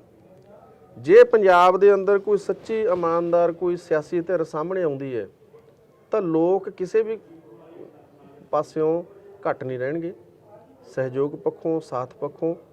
ਸਵਾਲ ਤਾਂ ਲੋਕਾਂ ਨੂੰ ਜਚਣ ਦਾ ਸਵਾਲ ਹੈ ਵੀ ਕਿ ਹਾਂ ਬਾਕੀ ਇਹ ਮਤਲਬ ਕਿ ਧਿਰ ਸਾਡੇ ਹੱਕ ਦੀ ਹੈ, ਸਾਡੇ ਪੱਖ ਦੀ ਹੈ। ਇਹ ਲੋਕ ਵਿਰੋਧੀ ਨੀਤੀਆਂ ਰੱਦ ਕਰਕੇ ਲੋਕ ਪੱਖੀ ਨੀਤੀਆਂ ਬਣਾਊਗੀ। ਅਜਿਹੀ ਮਤਲਬ ਕਿ ਧਿਰ ਨੂੰ ਲੋਕਾਂ ਨੂੰ ਸਾਥ ਦੇਣਾ ਚਾਹੀਦਾ। ਹੁਣ ਇਕੱਠ ਦਾ ਮਾਮਲਾ, ਹੁਣ ਤੁਸੀਂ 5 ਪਿੰਡਾਂ 'ਚ ਜਾਣਾ, ਜੇ ਅੱਗੇ ਪਿੰਡ ਪਹਿਲਾਂ ਹੀ ਇਕੱਠੇ ਹੋਏ ਬੈਠੇ ਨੇ, ਉੱਥੇ ਜ਼ਰੂਰੀ ਨਹੀਂ ਵੀ ਮਤਲਬ ਕਿ ਟੈਂਟ ਲੱਗੇ, ਕੁਰਸੀਆਂ ਹੋਣ, ਜਿਵੇਂ ਆਮ ਪਿੰਡਾਂ ਦੇ ਸੱਥਾਂ 'ਚ ਇਕੱਠ ਹੁੰਦਾ ਹੈ। ਮਤਲਬ ਉਮੀਦਵਾਰ ਤਾਂ ਮੋਟਰਸਾਈਕਲ ਤੇ ਜਾ ਕੇ ਵੀ ਪ੍ਰਚਾਰ ਕਰਿਆ ਜਾ ਸਕਦਾ, ਪਰ ਇਹ 20 ਗੱਡੀਆਂ ਦਾ ਕਾਫਲਾ ਬਣਾ ਕੇ, ਮਤਲਬ 20 ਗਨਮੈਨ ਲੈ ਕੇ ਇਹ ਲੋਕਾਂ ਤੇ ਪ੍ਰਭਾਵ ਪਾਉਂਦੇ ਨੇ ਵੀ ਇਹਦੇ ਨਾਲ ਐਡੇ ਵੱਡੇ ਬੰਦੇ ਨੇ, ਇਹਦੇ ਨਾਲ ਐਡੀਆਂ ਗੱਡੀਆਂ ਨੇ, ਅੱਜ ਤੂੰ ਗੱਡੀਆਂ ਤੋਂ ਬਿਨਾਂ ਵੀ ਜਿੱਤਿਆ ਜਾ ਸਕਦਾ। ਇਤਿਹਾਸ ਹੈ, ਮਤਲਬ ਪੰਜਾਬ ਦੇ ਅੰਦਰ, ਮਾਨਸਾ ਦੇ ਅੰਦਰ ਕਾਮਰੇਡ ਜੰਗੀਰ ਸਿੰਘ ਜੋਗਾ, ਧਰਮ ਸਿੰਘ ਫੱਕਰ, ਹੋਰ ਕਈ ਮਤਲਬ ਕਿ ਲੀਡਰ, ਕਮਿਊਨਿਸਟ ਲੀਡਰ, ਕਿਸਾਨਾਂ ਮਜ਼ਦੂਰਾਂ ਦੇ ਆਗੂ ਜਿੱਤੇ ਨੇ। ਜੇਲ੍ਹਾਂ 'ਚ ਵੀ ਲੋਕਾਂ ਨੇ ਜਿਤਾਏ ਨੇ।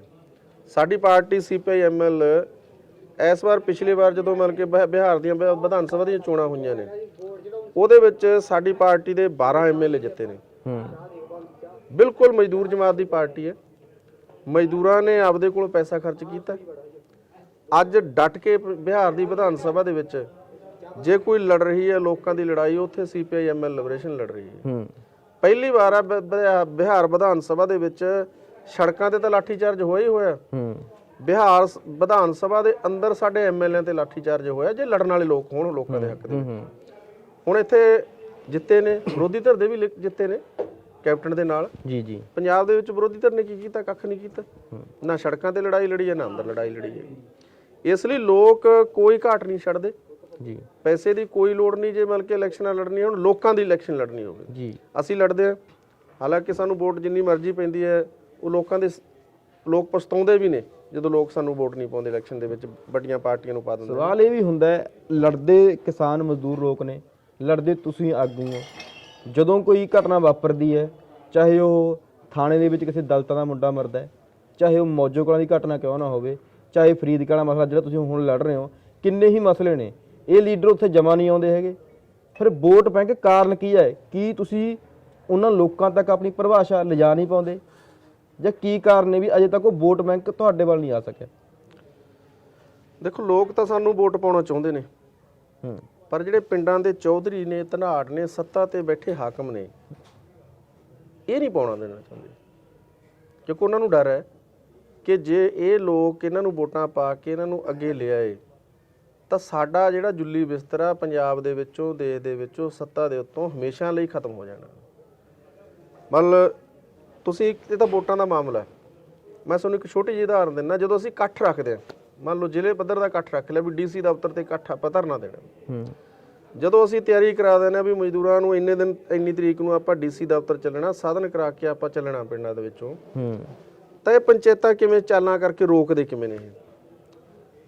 ਉਹਦੇ ਉਹ ਸਪੀਕਰ 'ਚ ਅਨਾਉਂਸ ਕਰ ਦੇਣਗੇ ਵੀ ਅੱਜ ਬੁਢਾਪਾ ਪੈਨਸ਼ਨ ਵੰਡੀ ਜਾਊ, ਹੂੰ, ਅੱਜ ਰਾਸ਼ਨ ਕਾਰਡ ਦੀਆਂ ਪਰਚੀਆਂ ਕੱਟੀਆਂ ਜਾਣਗੀਆਂ, ਅੱਜ ਨਰੇਗਾ ਦੀਆਂ ਹਾਜ਼ਰੀਆਂ ਚੜਾਈਆਂ ਜਾਣਗੀਆਂ, ਜੀ, ਤਾਂ ਕਿ ਲੋਕ ਕਿਤੇ ਧਰਨਿਆਂ ਮੁਜ਼ਾਹਰਿਆਂ 'ਚ ਨਾ ਚਲੇ ਜਾਣ, ਇਹਨਾਂ ਨੂੰ ਪਤਾ ਨਾ ਲੱਗ ਜੇ ਵੀ ਲੜਾਈ ਲੜ ਕੇ ਹੱਕ ਮੰਗੇ ਜਾਂਦੇ ਹੁੰਦੇ ਨੇ, ਕਿਹੜਾ ਅਫਸਰ ਕਿੱਥੇ ਬੈਠਾ।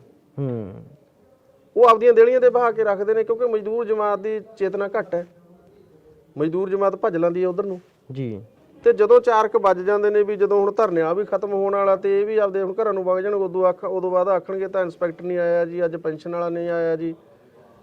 ਇਹ ਇਕੱਲਾ ਚੋਣਾਂ 'ਚ ਨਹੀਂ ਸਾਡੇ ਖਿਲਾਫ ਸਾਜ਼ਿਸ਼ ਕਰਦੇ, ਆਮ ਦਿਨਾਂ 'ਚ ਵੀ ਜਦੋਂ ਅਸੀਂ ਮਜ਼ਦੂਰ ਜਮਾਤ ਦਾ ਸੰਘਰਸ਼ ਕਰਦੇ ਹਾਂ, ਆਮ ਦਿਨਾਂ 'ਚ ਵੀ ਮਜ਼ਦੂਰਾਂ ਨੂੰ ਸੰਘਰਸ਼ਾਂ 'ਚੋਂ ਰੋਕਣ ਵਾਸਤੇ ਪਿੰਡੂ ਧਨਾੜ, ਪੰਚਾਇਤਾਂ, ਅਫਸਰਸ਼ਾਹੀ ਹਰ ਆਪਦੀ ਚਾਲ ਚੱਲਦੀਆਂ ਨੇ ਵੀ ਤਾਂ ਕਿ ਇਹ ਇਕੱਠੇ ਨਾ ਹੋ ਜਾਣ, ਇਹਨਾਂ ਨੂੰ ਪਤਾ ਨਾ ਲੱਗ ਜੇ ਵੀ ਫਲਾਣਾ ਅਫਸਰ ਫਲਾਣੀ ਜਗ੍ਹਾ ਬੈਠਾ, ਮੈਂ ਉੱਥੇ ਅਰਜੀ ਦੇਣੀ ਹੈ। ਹੂੰ, ਪਿੰਡਾਂ ਦੇ ਅੰਦਰ ਜੇ ਤੁਸੀਂ ਜਾਓ, ਹਜੇ ਤਾਂ ਗਰੀਬਾਂ ਨੂੰ ਇਹ ਨਹੀਂ ਪਤਾ ਵੀ ਮੇਰੀ ਸ਼ਗਨ ਸਕੀਮ ਨਹੀਂ ਮਿਲੀ ਮੇਰੀ ਕੁੜੀ ਦੇ ਵਿਆਹ ਦੀ, ਤੇ ਮੈਂ ਜਾਵਾਂ ਕਿੱਥੇ ਸ਼ਗਨ ਸਕੀਮ ਦਾ ਫਾਰਮ।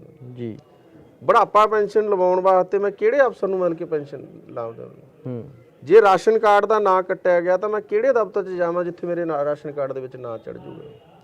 ਮਤਲਬ ਇਹ ਛੋਟੀਆਂ ਛੋਟੀਆਂ ਚੀਜ਼ਾਂ ਨੇ, ਗਰੀਬ ਨੂੰ ਪਤਾ ਹੀ ਨਹੀਂ ਜੀ, ਤੇ ਪਤਾ ਲੱਗਣ ਨਹੀਂ ਦਿੰਦੇ, ਹਰ ਵਰਤਦੇ ਨੇ।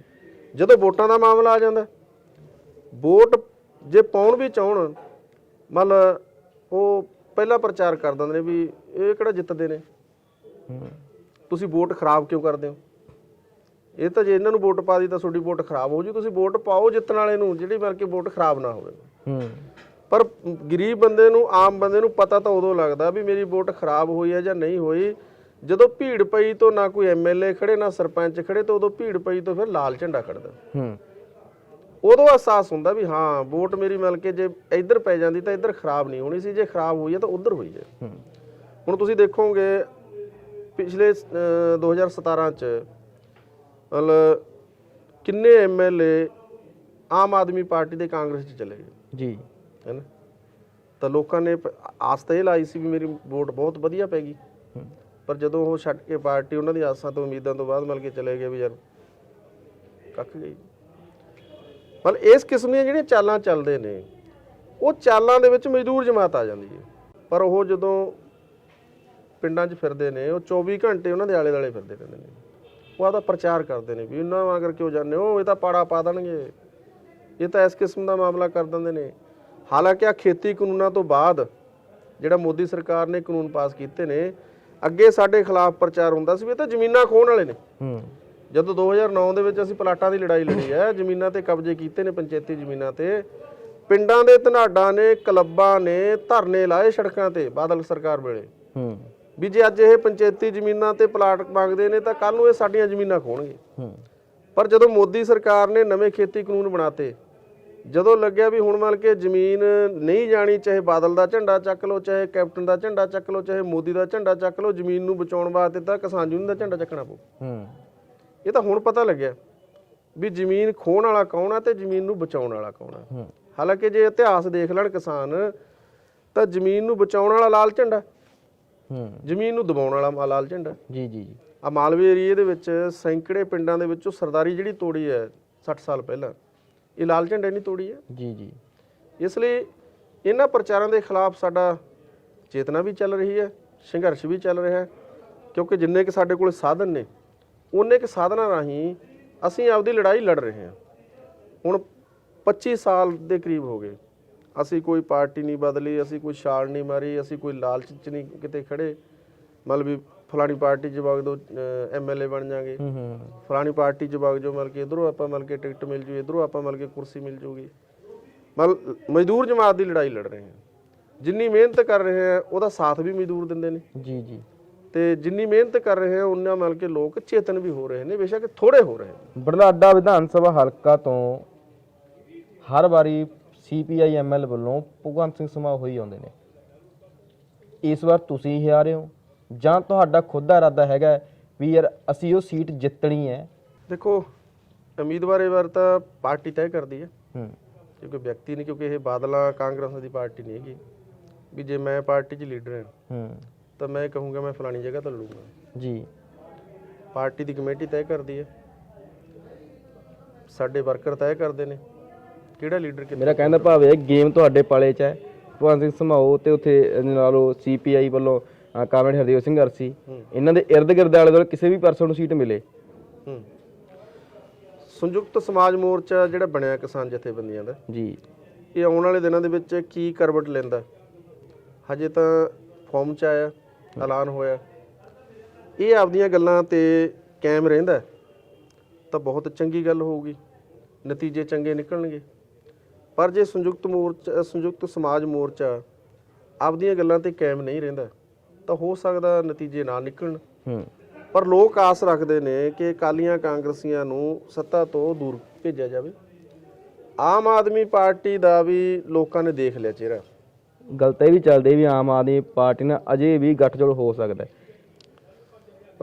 ਕਿਹਾ ਨਹੀਂ ਜਾ ਸਕਦਾ, ਉਹ ਤਾਂ ਸੰਯੁਕਤ ਸਮਾਜ ਮੋਰਚੇ ਦੇ ਲੀਡਰ ਦੱਸਣਗੇ ਜਦੋਂ ਉਹ ਸਾਨੂੰ ਆਪਦਾ ਅੰਗ ਬਣਾਉਣਗੇ, ਆਪਦੇ ਸਮਾਜ ਦਾ, ਸੰਯੁਕਤ ਸਮਾਜ ਮੋਰਚੇ ਦਾ। ਕਿਉਂਕਿ ਅਸੀਂ ਕਿਹਾ ਵੀ ਅਸੀਂ ਜੇ ਕੋਈ ਲੈਣ ਦੇਣ ਕਰਾਂਗੇ, ਜੇ ਕੋਈ ਸਾਨੂੰ ਮਤਲਬ ਕਿ ਕੋਈ ਸੀਟ ਦੇਣਗੇ, ਅਸੀਂ ਭੀਖ 'ਚ ਨਹੀਂ ਲਵਾਂਗੇ। ਪਹਿਲਾਂ ਸਾਨੂੰ ਅੰਗ ਬਣਾਓ ਮਜ਼ਦੂਰ ਜਥੇਬੰਦੀਆਂ ਨੂੰ ਜਿਹੜੀਆਂ ਲੜਨ ਵਾਲੀਆਂ ਨੇ। ਅਸੀਂ ਵਿਸ਼ਵਾਸ ਕਰਦੇ ਹਾਂ ਇਲੈਕਸ਼ਨਾਂ ਦੇ ਵਿੱਚ ਬਾਈਕਾਟੀਆਂ ਨਹੀਂ ਹੈਗੀ, ਕਿਉਂਕਿ ਕਈ ਬਾਈਕਾਟੀਆਂ ਦੇ ਜਥੇਬੰਦੀਆਂ ਵੀ ਨੇ। ਜੇ ਅੰਗ ਬਣਾਊਗਾ ਸੰਯੁਕਤ ਸਮਾਜ ਮੋਰਚਾ, ਫਿਰ ਇਹ ਸਵਾਲ ਵੀ ਮਤਲਬ ਕਿ ਕਰਾਂਗੇ, ਉਹਨਾਂ ਦਾ ਸਵਾਲਾਂ ਦਾ ਜਵਾਬ ਵੀ ਦਿੱਤਾ ਜਾਊਗਾ। ਮਤਲਬ ਆਮ ਆਦਮੀ ਪਾਰਟੀ ਨਾਲ ਹੋ ਸਕਦਾ, ਹਾਂ ਚਰਚਾ ਚੱਲ ਰਹੀ ਹੈ, ਮੀਡੀਆ 'ਚ ਚੱਲ ਰਹੀ ਹੈ, ਪ੍ਰੈਸ 'ਚ ਚੱਲ ਰਹੀ ਹੈ, ਸਮਾਜ 'ਚ ਚੱਲ ਰਹੀ ਹੈ। ਕੁਝ ਲੀਡਰਾਂ ਨੇ ਕਿਹਾ ਕਿ ਹੋ ਸਕਦਾ ਤਾਂ ਅਕਾਲੀਆਂ ਕਾਂਗਰਸੀਆਂ ਦੀ ਲੰਬੇ ਸਮੇਂ ਤੋਂ ਸੱਤਾ ਨੂੰ ਖਤਮ ਕਰਨ ਵਾਸਤੇ ਚੰਗੀ ਰਾਜਨੀਤੀ ਅੱਗੇ ਆਵੇ, ਲੋਕ ਪੱਖੀ ਰਾਜਨੀਤੀ ਅੱਗੇ ਆਵੇ, ਭ੍ਰਿਸ਼ਟ ਤੇ ਮੌਕਾ ਪ੍ਰਸਤ ਰਾਜਨੀਤੀ ਦਾ ਖਾਤਮਾ ਹੋਵੇ। ਅਸੀਂ ਇਹ ਚਾਹੁੰਦੇ ਹਾਂ। ਇਸ ਨੀਤੀ ਦੇ ਉੱਤੇ ਕੋਈ ਵੀ ਧਿਰ ਸਾਹਮਣੇ ਆਊਗੀ, ਮਜ਼ਦੂਰ ਮੁਕਤੀ ਮੋਰਚਾ ਦਾ ਸਾਥ ਦੇਊਗੀ। ਕੀ ਲੱਗਦਾ ਹੈ ਵੀ ਇੱਕ ਧਿਰ ਪਿੱਛੇ ਆਮ ਆਦਮੀ ਪਾਰਟੀ ਹੈ ਜਿਨ੍ਹਾਂ ਤੋਂ ਲੋਕਾਂ ਨੇ ਇਨਕਲਾਬ ਦੀ ਆਸ ਰੱਖੀ ਸੀ। ਹੁਣ ਵੋਟ ਬੈਂਕ ਜਿਹੜੀ ਲੋਕ ਗੱਲਾਂ, ਜਿਹੜੀ ਲੋਕ ਚਰਚਾ ਛਿੜੀ ਹੋਈ ਹੈ ਵੀ ਉਹ ਵੋਟ ਬੈਂਕ ਹੈ ਜਿਹੜਾ ਆਮ ਆਦਮੀ ਪਾਰਟੀ ਜਿਹੜਾ ਉਹੀ ਜ਼ਿਆਦਾ ਪ੍ਰਭਾਵਿਤ ਹੋਊਗਾ। ਵੀ ਜਿਹੜੇ ਅਕਾਲੀ ਦਲ ਵਾਲੇ ਨੇ ਚਾਹੇ ਕਾਂਗਰਸ, ਇਹਨਾਂ ਦੀ ਪੈਟ ਵੋਟ ਹੈ। ਕੀ ਲੱਗਦਾ ਕਿੱਥੇ ਸਟੈਂਡ ਕਰਦਾ ਅੱਜ ਮੋਰਚਾ? ਦੇਖੋ, ਇਹ 'ਚੋਂ ਕੋਈ ਸ਼ੱਕ ਨਹੀਂ ਅਕਾਲੀ ਦਲ ਦੀ ਕਿਸਾਨੀ ਵੋਟ ਹੈ, ਪਰ ਪਿਛਲੇ ਸਮੇਂ ਨਾਲੋਂ ਕਿਸਾਨੀ ਵੋਟ ਅਕਾਲੀ ਦਲ ਨੂੰ ਟੁੱਟੀ ਹੈ ਇਸ ਅੰਦੋਲਨ ਦੇ ਕਰਕੇ। ਜੀ, ਕਿਉਂਕਿ ਪਹਿਲੇ ਦੌਰ ਦੇ ਵਿੱਚ ਅਕਾਲੀ ਦਲ ਦੀ ਲੀਡਰਸ਼ਿਪ ਨੇ ਕਾਨੂੰਨਾਂ ਦੇ ਹੱਕ ਦੇ ਵਿੱਚ ਸਟੈਂਡ ਲਿਆ ਅੰਨੇ ਹੋ ਕੇ ਜੀ, ਕਿ ਇਹ ਕਾਨੂੰਨ ਬਹੁਤ ਵਧੀਆ ਨੇ। ਅੱਜ ਵੀਡੀਓ ਵੀ ਚੱਲੀ ਜਾਂਦੀਆਂ ਨੇ। ਧਰਨਿਆਂ ਮੁਜ਼ਾਹਰਿਆਂ ਦੇ ਵਿੱਚ ਕਿਸਾਨ ਜਦੋਂ ਇਕੱਠੇ ਹੁੰਦੇ ਸੀ ਤਾਂ ਅਕਾਲੀ ਲੀਡਰਾਂ ਦਾ ਨਲਸਜ ਇਹੀ ਹੁੰਦਾ ਸੀ ਵੀ ਇਹ ਤਾਂ ਕਿਸਾਨ ਨਹੀਂ ਜੀ, ਇਹ ਤਾਂ ਨਕਸਲਵਾੜੀ ਨੇ। ਉਹਨਾਂ ਦਾ ਨਜ਼ਰੀਆ ਪਹਿਲਾਂ BJP ਵਾਲਾ ਹੀ ਹੁੰਦਾ ਸੀਗਾ। ਲੋਕ ਸਮਝਦੇ ਨੇ ਕਿ ਜੇ ਅੱਜ ਅਕਾਲੀ ਦਲ BJP ਤੋਂ ਅੱਡ ਹੋਇਆ ਤਾਂ ਉਹ ਕਿਸਾਨਾਂ ਦੀ ਤਾਕਤ ਨਾਲ ਦੇਖ ਕੇ ਹੋਇਆ, ਡਰ ਦੇ ਕਾਰਨ ਹੋਇਆ, ਕੋਈ ਨੀਤੀ ਦੇ ਆਧਾਰ 'ਤੇ ਨਹੀਂ ਹੋਇਆ। ਕੋਈ ਜੇ ਅਕਾਲੀ ਦਲ ਨਾਲੋਂ BJP ਨਾਲੋਂ ਅਕਾਲੀ ਦਲ ਅੱਡ ਹੋਇਆ, ਕੋਈ ਨੀਤੀ ਕੋਈ ਵੱਖਰੀ ਨਹੀਂ, ਨੀਤੀ ਸੇਮ ਹੀ ਹੈ। ਉਹ ਤਾਂ ਸਿਰਫ ਕਿਸਾਨ ਦੀ ਡਾਂਗ ਨੂੰ ਦੇਖ ਕੇ ਅੱਡ ਹੋਇਆ। ਆਤਮ ਹੱਤਿਆ ਤਾਂ ਕਿਸਾਨ ਪਹਿਲਾਂ ਵੀ ਕਰੀ ਜਾਂਦੇ ਸੀ ਇੱਥੇ, ਉਦੋਂ ਨਾ ਹੋਇਆ, ਉਦੋਂ ਦਰਦ ਨਾ ਆਇਆ ਕਿਸਾਨਾਂ ਦਾ। ਅਗਲੀ ਬੇਨਤੀ ਜਿਹੜੀ ਨੀਤੀਆਂ ਦੇ ਆਧਾਰ 'ਤੇ ਹੈ, ਮਤਲਬ ਅਕਾਲੀ ਦਲ ਹੈ, ਮਤਲਬ ਕਾਂਗਰਸ ਹੈ, ਆਮ ਆਦਮੀ ਪਾਰਟੀ ਹੈ।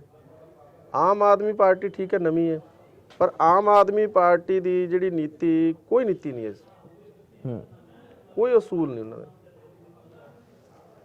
ਜਦੋਂ 370 ਧਾਰਾ ਜੰਮੂ ਕਸ਼ਮੀਰ 'ਚੋਂ ਤੋੜੀ ਹੈ ਉਦੋਂ ਉਹਨਾਂ ਨੇ ਬੋਲੇ ਨਹੀਂ, ਸਿੱਧੀ ਹਮਾਇਤ ਕੀਤੀ ਹੈ। ਹਾਲਾਂਕਿ ਦਿੱਲੀ ਨੂੰ ਉਹ ਵੱਧ ਅਧਿਕਾਰ ਦਿਵਾਉਣ ਦੀ ਗੱਲ ਕਰਦੇ ਨੇ।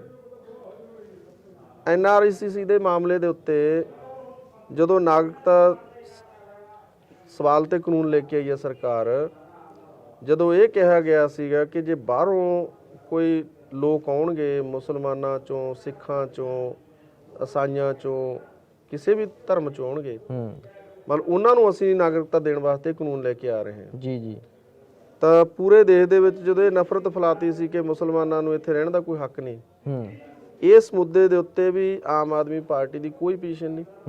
ਦਿੱਲੀ 'ਚ ਦੰਗੇ ਹੋਏ, ਉਦੋਂ ਵੀ ਉਹਨਾਂ ਨੇ ਕੋਈ ਪਹਿਲ ਕਦਮੀ ਨਹੀਂ ਲਈ। ਨੀਤੀ ਕੋਈ ਨਹੀਂ, ਕਿਸੇ ਕਿਸਮ ਦੀ ਨਹੀਂ ਨੀਤੀ, ਕੋਈ ਨਹੀਂ। ਬਸ ਸਿਰਫ ਤੇ ਸਿਰਫ ਉਹਨਾਂ ਦਾ ਕੇਜਰੀਵਾਲ ਹੈ ਇੱਕ ਲੀਡਰ ਜੀ, ਉਹ ਜਿਵੇਂ ਚਲਾਉਂਦਾ। ਲੋਕ ਤਾਂ ਉਹਨੂੰ ਮਤਲਬ ਜੇ ਕਹਿ ਲਿਆ ਜਾਵੇ BJP ਦੀ B ਟੀਮ ਵੀ ਕਹਿ ਰਹੇ ਨੇ, ਕਿ ਬੀਜੇਪੀ ਦੀ ਬੀ ਟੀਮ ਹੈ, ਪਰ ਇਹ ਭਵਿੱਖ ਤੈਅ ਕਰੂਗਾ। ਹੁਣ ਤੱਕ ਸਮਾਜ ਮੋਰਚੇ ਨੇ ਤੁਹਾਡੀ ਜਥੇਬੰਦੀ ਕਿਸਾਨ ਮਜ਼ਦੂਰ ਮੁਕਤੀ ਮੋਰਚਾ CPI ਨਾਲ ਸਿੱਧੇ ਤੌਰ ਤੇ ਅਪਰੋਚ ਕੀਤੀ ਹੈ? ਤੁਹਾਡੇ ਨਾਲ ਕੋਈ ਰਾਬਤਾ ਹੋਇਆ ਤੁਹਾਡੇ ਨਾਲ ਇਸ ਸੀਟਾਂ ਦੇ ਆਧਾਰ ਤੇ ਜਾਂ ਕਿਸੇ ਹੋਰ ਚਰਚਾ ਦੇ ਵਿਸ਼ਾ ਬੈਠੇ ਹੋ ਤੁਸੀਂ? ਨਹੀਂ, ਉਹਨਾਂ ਨੇ ਕੋਈ ਮਜ਼ਦੂਰ ਜਥੇਬੰਦੀਆਂ ਨੂੰ ਹਜੇ ਤੱਕ ਕੋਈ ਅਪਰੋਚ ਨਹੀਂ ਕੀਤੀ, ਨਾ ਹੀ ਕੋਈ ਤਾਲਮੇਲ ਕੀਤਾ। ਅਸੀਂ ਸੁਝਾਅ ਜ਼ਰੂਰ ਦਿੱਤਾ ਲੀਡਰਾਂ ਰਾਹੀਂ ਕਿ ਜੇ ਮਤਲਬ ਇਲੈਕਸ਼ਨਾਂ ਦੇ ਵਿੱਚ ਕੁੱਦਣਾ, ਸੰਯੁਕਤ ਸਮਾਜ ਮੋਰਚਾ ਬਣਾਉਣਾ, ਤਾਂ ਉਹਦੇ ਵਿੱਚ ਮਜ਼ਦੂਰ ਜਥੇਬੰਦੀਆਂ ਨੂੰ ਅੰਗ ਬਣਾਓ ਜਿਹੜੀਆਂ ਲੜਨ ਵਾਲੀਆਂ ਨੇ, ਉਹ ਚਾਹੇ 3 ਨੇ, ਚਾਹੇ 2 ਨੇ, ਚਾਹੇ 4 ਨੇ। ਬਾਈਕਾਟ ਸੱਤਾ ਦੇ ਹੱਕ 'ਚ ਭੁਗਤਦਾ। ਜਿਹੜੀਆਂ ਬਾਈਕਾਟ ਵਾਲੀਆਂ ਯੂਨੀਅਨਾਂ ਨੇ ਉਹਨਾਂ ਕੋਲ ਹੋਰ ਰਾਹ ਕੀ ਬਚਦਾ? ਹਮਾਇਤ ਕਰਨੀ ਹੀ ਪੈਣੀ ਹੈ, ਕਿਉਂਕਿ ਹੋਰ ਕੀ ਰਾਹ ਉਹਨਾਂ ਕੋਲੇ ਹੈ? ਕੀ ਉਹ ਅਕਾਲੀਆਂ ਨੂੰ ਸਪੋਰਟ ਕਰਨਗੇ? ਕੀ ਉਹ ਕਾਂਗਰਸ ਨੂੰ ਸਪੋਰਟ ਕਰਨਗੇ? ਦੇਖੋ, ਬਾਈਕਾਟ ਦਾ ਕੋਈ ਹੱਲ ਨਹੀਂ, ਖਾਸ ਤੌਰ ਤੇ ਮਤਲਬ ਅੱਜ ਦੇ ਯੁੱਗ ਦੇ ਵਿੱਚ, ਅੱਜ ਦੇ ਸਮੇਂ ਦੇ ਵਿੱਚ ਨਾ ਹੀ ਬਾਈਕਾਟ ਦਾ ਕਿਤੇ ਕੋਈ ਕਿਸੇ ਕਿਸਮ ਦਾ ਨਤੀਜਾ ਦਿਖ ਰਿਹਾ ਹੈ। ਬਾਈਕਾਟ ਦੀ ਵੀ ਇੱਕ ਆਪਣੇ ਆਪ 'ਚ ਇੱਕ ਰਾਜਨੀਤੀ ਹੈ ਜੀ। ਉਹ ਰਾਜਨੀਤੀ ਦੇ ਤਹਿਤ ਅੰਦਰ ਖਾਤੇ ਉਹ ਧਿਰਾਂ ਅਕਾਲੀਆਂ ਦੀ ਹਮਾਇਤ ਕਰਦੀਆਂ ਨੇ ਜੀ, ਕਾਂਗਰਸ ਦੀ ਹਮਾਇਤ ਕਰਦੀਆਂ ਨੇ। ਮਤਲਬ ਗੈਰ ਸਿਆਸੀ ਹੋਣਾ ਜਾਂ ਕਹਿਣਾ, ਮੈਂ ਕਹਿੰਦਾ ਜਿਹਦੀ ਵੋਟ ਬਣ ਗਈ 18 ਸਾਲ ਤੋਂ ਬਾਅਦ, ਉਹ ਕੋਈ ਵੀ ਮਨੁੱਖ ਗੈਰ ਸਿਆਸੀ ਨਹੀਂ ਹੈ। ਜੀ ਜੀ ਜੀ। ਗੈਰ ਸਿਆਸੀ ਬੋਲਣਾ ਹੀ ਆਪਣੇ ਆਪ 'ਚ ਇੱਕ ਸਿਆਸਤ ਹੈ। ਔਰ ਇਹ ਸਭ ਤੋਂ ਵੱਡਾ ਮਿਹਨਤਕਸ਼ ਲੋਕਾਂ ਦਾ ਦੁਸ਼ਮਣ ਹੈ ਇਹ ਸ਼ਬਦ ਜੀ। ਕਿਉਂਕਿ ਜੇ ਅੱਜ ਲੋਕਾਂ ਦੇ ਭਵਿੱਖ ਦੀ ਕੋਈ ਨੀਤੀ ਬਣਨੀ ਹੈ, ਰੁਜ਼ਗਾਰ ਦੀ ਨੀਤੀ ਬਣਨੀ ਹੈ, ਕੋਈ ਹੈਲਥ ਦੀ ਨੀਤੀ ਬਣਨੀ ਹੈ, ਸਿੱਖਿਆ ਦੀ ਨੀਤੀ ਬਣਨੀ ਹੈ ਜੀ, ਉਹ ਤਾਂ ਪਾਰਲੀਮੈਂਟ ਅਸੈਂਬਲੀ 'ਚ ਬਣਨੀ ਹੈ ਜੀ। ਬਲ ਜਿਹਦੇ ਨਾਲ ਅਸੀਂ ਭਵਿੱਖ ਨੂੰ ਜੋੜ ਰਹੇ ਹਾਂ ਜੀ। ਅਸੀਂ ਚਾਹ ਰਹੇ ਹਾਂ ਮਜ਼ਦੂਰ ਮੁਕਤੀ ਮੋਰਚੇ ਵੱਲੋਂ ਕਿ ਦੇਸ਼ ਦੇ ਅੰਦਰ ਪੜ੍ਹਾਈ, ਇਲਾਜ, ਇਹ ਦੋਨੇ ਚੀਜ਼ਾਂ ਫ੍ਰੀ ਹੋਣ, ਨੀਤੀ ਬਣੇ ਦੇਸ਼ ਦੇ ਅੰਦਰ। ਤੀਜੀ ਨੀਤੀ ਬਣੇ ਰੁਜ਼ਗਾਰ ਐਕਟ ਬਣੇ, ਰੁਜ਼ਗਾਰ ਕਾਨੂੰਨ ਬਣੇ, ਰੁਜ਼ਗਾਰ ਗਰੰਟੀ ਕਾਨੂੰਨ ਬਣੇ ਜੀ। 18 ਸਾਲ ਤੋਂ ਬਾਅਦ ਮੁੰਡਾ ਚਾਹੇ ਕੁੜੀ ਹੈ, ਉਹਨੂੰ ਰੁਜ਼ਗਾਰ ਦੀ ਗਰੰਟੀ ਕਰੇ ਸਰਕਾਰ। ਜ਼ਰੂਰੀ ਨਹੀਂ ਵੀ ਸਾਰਿਆਂ ਨੂੰ ਨੌਕਰੀਆਂ, ਸਰਕਾਰੀ ਨੌਕਰੀ ਦਿੱਤੀਆਂ ਜਾਣੀਆਂ ਨੇ। ਨੌਕਰੀ ਦੀ ਗਰੰਟੀ ਸਰਕਾਰ ਕਰੇ, ਜਾਂ ਰੁਜ਼ਗਾਰ ਦੇਵੇ ਮੁਹੱਈਆ ਕਰਾਵੇ, ਜਾਂ ਉਹਨੂੰ ਗੁਜ਼ਾਰੇ ਲਾਇਕ ਰੁਜ਼ਗਾਰ ਭੱਤਾ ਦਿੱਤਾ ਜਾਵੇ। ਹੁਣ ਜੇ ਨੀਤੀ ਬਣਵਾਉਣੀ ਹੈ, ਹੁਣ ਜੇ ਅਸੀਂ ਕਹਿੰਦੇ ਵੀ ਸਿੱਖਿਆ ਸਾਥੋਂ ਖੋਹੀ ਜਾ ਰਹੀ ਹੈ, ਇਲਾਜ ਸਾਥੋਂ ਖੋਇਆ ਜਾ ਰਿਹਾ, ਕੌਣ ਖੋ ਰਿਹਾ? ਉਹ ਕੋਈ ਗਊਸ਼ਾਲਾ ਦੀ ਕਮੇਟੀ ਤਾਂ ਖੋ ਨਹੀਂ ਰਹੀ, ਨਾ ਹੀ ਉਹ ਕੋਈ ਕਿਸੇ ਕਿਸਮ ਦੀ ਹੋਰ ਸੰਸਥਾ ਖੋ ਰਹੀ ਹੈ। ਉਹ ਤਾਂ ਉਹ ਖੋ ਰਹੇ ਨੇ ਨਾ ਜਿਨ੍ਹਾਂ ਨੂੰ ਅਸੀਂ MLA MP ਬਣਾ ਕੇ ਦਿੱਲੀ ਚੰਡੀਗੜ੍ਹ ਭੇਜਦੇ ਹਾਂ, ਉਹ ਨੀਤੀਆਂ ਬਣਾ ਰਹੇ ਨੇ। ਹੁਣ ਪੰਜਾਬ ਦੇ ਅੰਦਰ 3 ਸਾਲ ਮਜ਼ਦੂਰਾਂ ਦੀ ਜਿਹੜੀ ਮਿਨੀਮਮ ਵੇਜ ਹੈ, ਦਿਹਾੜੀ ਰੇਟ ਹੈ ਜੀ, ਉਹ ਸਰਕਾਰ ਨੇ ਰੋਕ ਕੇ ਰੱਖਿਆ ਜੀ। ਅਸੀਂ ਰੌਲਾ ਪਾਇਆ, ਜੁਲਾਈ ਦੇ ਵਿੱਚ ਅਸੀਂ MLA ਦੇ 12 'ਚ ਧਰਨੇ ਲਾਏ ਜੀ। ਆਪਦੀਆਂ ਇਹਨਾਂ ਨੇ ਪੈਨਸ਼ਨਾਂ ਵਧਾ ਲਈਆਂ, ਆਪਦੀਆਂ ਇਹਨਾਂ ਨੇ ਤਨਖਾਹਾਂ ਵਧਾ ਲਈਆਂ ਜੀ। ਮਜ਼ਦੂਰ ਦੀ ਦਿਹਾੜੀ 3 ਸਾਲ ਇਸ ਕਰਕੇ ਰੋਕ ਰੱਖੀ ਵੀ ਕਰੋਨਾ ਆ ਗਿਆ ਜੀ। ਹੁਣ ਜੀ। ਕਰੋਨਾ ਦੇ ਵਿੱਚ ਜੇ ਦਿਹਾੜੀ ਵਧਾਉਨੇ ਆ ਤਾਂ ਸੰਤਕਾਰ ਨੇ, ਜਿਹੜੇ ਇੰਡਸਟਰੀਲਿਸਟ ਲੋਕ ਨੇ, ਕਾਰਖਾਨੇ ਦੇ ਮਾਲਕ ਨੇ, ਉਹਨਾਂ ਤੇ ਨੁਕਸਾਨ ਹੁੰਦਾ ਜੀ। ਮਜ਼ਦੂਰ ਭੁੱਖਾ ਮਰ ਜਾਏ ਉਹਦੀ ਚਿੰਤਾ ਨਹੀਂ, ਇੱਕ ਕਾਰਖਾਨੇ ਦੇ ਮਾਲਕ ਦੀ ਚਿੰਤਾ ਹੈ। ਜੀ। ਤਾਂ ਅਸੀਂ ਜਦੋਂ MLA ਦੇ 12 'ਚ ਧਰਨਾ ਲਾਏ, 2 ਦਿਨਾਂ ਦੇ ਧਰਨੇ ਲਾਏ, ਅਸੀਂ ਉਦੋਂ ਨਾਅਰਾ ਦਿੱਤਾ ਸੀ, ਜਵਾਬ ਦਿਓ, ਹਿਸਾਬ ਦਿਓ ਵੀ ਤੁਸੀਂ 4.5 ਸਾਲ ਵਿਧਾਨ ਸਭਾ 'ਚ ਗਏ ਹੋ ਤਾਂ ਕੀਤਾ ਕੀ ਹੈ ਲੋਕਾਂ ਵਾਸਤੇ। ਅਸੀਂ ਜਦੋਂ ਪੁੱਛਿਆ ਵੀ 2 ਸਾਲਾਂ ਤੋਂ 2.5 ਸਾਲਾਂ ਤੋਂ ਮਜ਼ਦੂਰਾਂ ਦੀ ਦਿਹਾੜੀ ਰੋਕ ਰੱਖੀ ਹੈ, ਤੁਸੀਂ ਇਹ ਸਵਾਲ ਉਠਾਇਆ। ਮਤਲਬ ਬੁਢਲਾਡਾ ਹਲਕਾ ਦੇ ਆਮ ਆਦਮੀ ਪਾਰਟੀ ਦੇ ਬੁੱਧਰਾਮ ਵਿਧਾਇਕ ਜੀ ਬੋਲ ਰਹੇ ਹੈ, ਕਹਿੰਦੇ ਮੈਨੂੰ ਤਾਂ ਪਤਾ ਹੀ ਨਹੀਂ ਇਹਦੇ ਬਾਰੇ। ਹਾਲਾਂਕਿ ਉਹ ਕਹਿੰਦੇ ਨੇ ਵੀ ਮੈਂ ਸਭ ਤੋਂ ਵੱਧ ਪੜ੍ਹਿਆ ਲਿਖਿਆ ਮੈਂ ਵਿਅਕਤੀ ਹਾਂ ਵਿਧਾਨ ਸਭਾ ਦੇ ਵਿੱਚ, ਡਿਗਰੀਆਂ ਮੇਰੇ ਕੋਲੇ ਨੇ। ਪਰ ਉਸ MLA ਨੂੰ ਇਹ ਨਹੀਂ ਪਤਾ ਸੀ ਕਿ ਮਜ਼ਦੂਰਾਂ ਦੀ ਦਿਹਾੜੀ ਦੀ ਰੇਟ ਲਿਸਟ ਹੈ ਜਿਹੜੀ ਸਰਕਾਰ ਨੇ, ਜਿਹੜੀ ਸਾਲ 'ਚ 2 ਵਾਰੀ ਜਾਰੀ ਕਰਨੀ ਹੁੰਦੀ ਹੈ, ਉਹ 3 ਸਾਲਾਂ ਤੋਂ ਰੋਕੀ ਬੈਠੀ ਹੈ ਸਰਕਾਰ। ਹੁਣ ਜੇ ਇਸ ਕਿਸਮ ਦੀਆਂ ਨੀਤੀਆਂ ਬਣਾਉਣੀਆਂ ਨੇ, ਇਸ ਕਿਸਮ ਦੀਆਂ ਨੀਤੀਆਂ ਬਣਾਉਣ ਵਾਸਤੇ ਤਾਂ ਮਜ਼ਦੂਰਾਂ, ਕਿਸਾਨਾਂ, ਕਿਰਤੀ ਲੋਕਾਂ, ਨੌਜਵਾਨਾਂ ਦੇ ਪੱਖ ਦੇ ਵਿੱਚ ਜਿਹੜੇ ਨੁਮਾਇੰਦੇ ਨੇ ਉਹ ਜਿੱਤਿਆ ਕੇ ਉੱਥੇ ਭੇਜਣੇ ਪੈਣਗੇ, ਫਿਰ ਨੀਤੀਆਂ ਬਣਨਗੀਆਂ। ਜੀ। ਤੁਸੀਂ ਸੁਣਿਆ ਭਗਵੰਤ ਸਿੰਘ ਸਮਾਓ ਨੂੰ, ਜਿਨ੍ਹਾਂ ਨੇ ਹਮੇਸ਼ਾ ਕਿਰਤੀ ਲੋਕਾਂ ਦੇ ਹੱਕ ਦੇ ਵਿੱਚ ਆਵਾਜ਼ ਉਠਾਈ। ਜਦੋਂ ਸੰਯੁਕਤ ਸਮਾਜ ਮੋਰਚਾ ਹੋਂਦ ਵਿੱਚ ਆਉਂਦਾ ਹੈ, ਉਦੋਂ ਮੁੱਖ ਮੰਤਰੀ ਚੰਨੀ ਦੇ ਵਾਂਗੂ ਵੱਡੇ ਵੱਡੇ ਐਲਾਨ ਕੀਤੇ ਗਏ। ਉਹ ਐਲਾਨ ਇਹੀ ਸੀ ਕਿ ਅਸੀਂ ਸਾਡੇ ਪੰਜਾਬ ਦੇ ਹਰ ਮਜ਼ਦੂਰ, ਕਿਸਾਨ, ਦੁਨੀਆ ਦੇ ਹਰ ਵਰਗ ਨੂੰ, ਹਰ ਖਿੱਤੇ ਦੇ ਲੋਕਾਂ ਨੂੰ ਨਾਲ ਲੈ ਕੇ ਚੱਲਾਂਗੇ। ਅਜੇ ਤੱਕ ਮਜ਼ਦੂਰ ਜਥੇਬੰਦੀਆਂ ਨਾਲ ਸਿੱਧੇ ਤੌਰ ਤੇ ਬੈਠਕ ਨਹੀਂ ਹੋਈ ਹੈ। ਦੇਖਣਾ ਹੋਏਗਾ ਕਿ ਕਦੋਂ ਤੱਕ ਕਿਰਤੀਆਂ ਤੇ ਮਜ਼ਦੂਰਾਂ ਦੀ ਜਿਹੜਾ ਕਿਸਾਨ ਮਜ਼ਦੂਰ ਏਕਤਾ ਦਾ ਨਾਅਰਾ ਹੈ ਉਹ ਰਿਐਲਿਟੀ ਦੇ ਵਿੱਚ ਇਸ ਦੁਨੀਆ ਦੇ ਵਿੱਚ ਲਾਗੂ ਹੁੰਦਾ ਹੈ। ਸੋ ਦੇਖਣਾ ਹੋਏਗਾ ਕਿ 2022 ਦੀਆਂ ਚੋਣਾਂ ਦੀ ਕੁਰਸੀ ਦਾ ਦੰਗਲ ਕਿਸ ਦੇ ਹਿੱਸੇ ਆਉਂਦਾ ਹੈ। ਸੋ ਬਣੇ ਰਹੋ ਸਿਰਲੇਖ ਦੇ ਨਾਲ।